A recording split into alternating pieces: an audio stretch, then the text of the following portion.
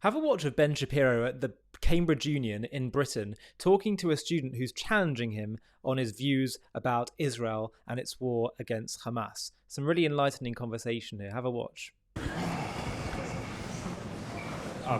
Hi, Ben. Howdy. So over the last couple of weeks, you've been making this point that there's no moral equivalency between what Hamas did on October 7 and what Israel's response has been.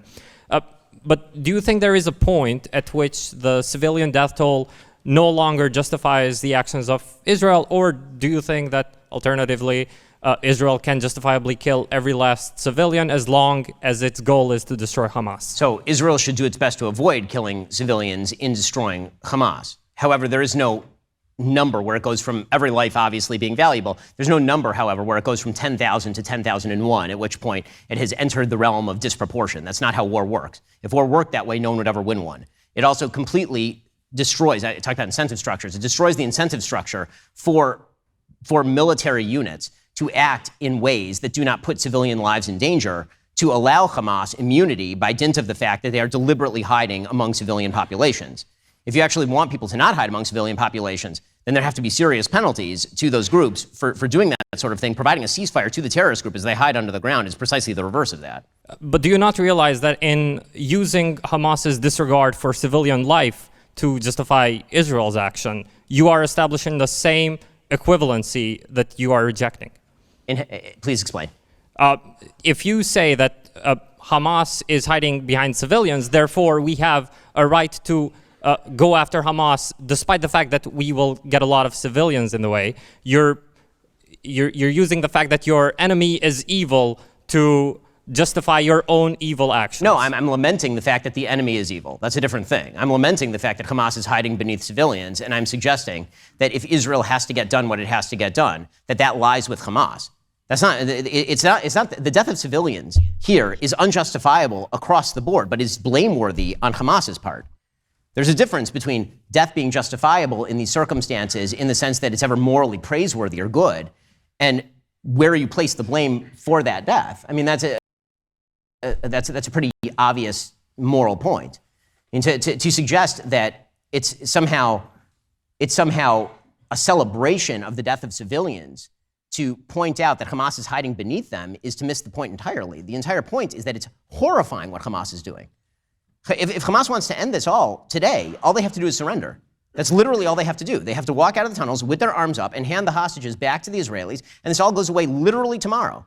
So all of this moral heartburn that people are having over Israel attempting to destroy a terrorist group that just murdered 1,500 civilians in their beds, including babies burned alive in ovens, the heartburn over that, because Hamas has simultaneously mistreated its own citizens, and so that's somehow Israel's responsibility. So Israel has to allow its own civilians to be put at risk because Hamas is deliberately putting its civilians at risk. Hamas is the governing body in the Gaza Strip. They've robbed their own citizens blind to the tune of billions of dollars. They have a $500 million investment portfolio in real estate around the globe, while 80% of their citizens are living in poverty. They took all the water pipes out of the ground and carved them into rockets, and somehow Israel is supposed to stop from deposing them because they're so cruel to their own civilians? That logic doesn't work in any way, shape, or form. Okay, thank you. Thank you. So I have to be honest, I really struggle when people say these kind of things, like they were saying to Ben. You know, when they say, but Israel's going to be killing these civilians, and they know that Hamas are using them as human shields, and they get so upset with Israel. It's like, this is child level basic morality, to understand that if you say, well, then we can't because you're using civilians as human shields and we can't get rid of you, well, then they win. It's so clear. And as for the whole issue of numbers, you know, when he says at the start, what number will be too many, Ben is absolutely right to say this is not about numbers. What it's about is intent. Israel's intent is to get rid of the threat, Hamas. And, you know, when people talk about genocide, we have to be clear what the difference is between that and war. Genocide is when there are people living in peace among each other or next to each other, and then they go and wage war to try and destroy the other. That's what happened to the Jews in World War II. They're living peacefully in Europe, and Hitler said, we're going to destroy you. That's genocide.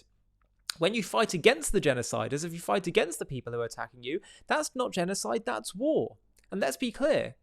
If the Nazis didn't surrender after we bombed Dresden and those other cities, and we had to keep on bombing Germany in World War II, so that the civilian death toll went up really high. Imagine if, let's just say, there were still pockets of fighting and resistance, Nazi fighting, that went on for many, many months after, and there had to be many more Germans killed. That still would not be genocide. Even if it was the majority of the population, it still would not be genocide if that was necessary in order to defeat the Nazis. So this number thing is ridiculous. It's about intent, and it's about, I'm always cautious to use that word given its history recently, but it's about context, the context of the fighting. So this really is basic stuff. And no matter how much hysteria and anger Israel faces, she will continue to do whatever she needs to do to protect her people, because for too long the Jewish people have faced anger and hysteria even when we didn't have our own state.